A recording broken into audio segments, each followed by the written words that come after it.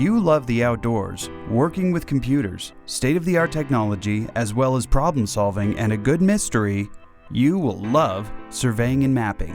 Surveying and mapping is an exciting career field which encompasses land surveying, photogrammetry, satellite and aerial imaging, 3D laser scanning, drone and robotic surveying, geographic information systems, cartography, GPS, and some parts of geography and civil engineering. As managers of geospatial data, surveyors and mappers work with land developers, civil engineers, and many local, state, and federal government agencies to create detailed maps used to design and build all man-made structures.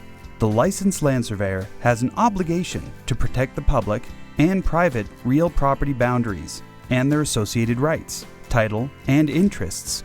This often involves field investigation, data analysis, and application of boundary and property laws, along with legal principles pertaining to those properties.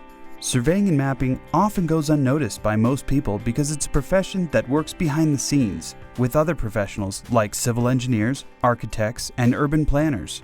Every new development you see, from roads and freeways to houses and business buildings, are all directly impacted by what surveyors and mappers do every day. Surveyors tell people where their property boundaries are located on the ground, where to build a fence, or where to build a highway.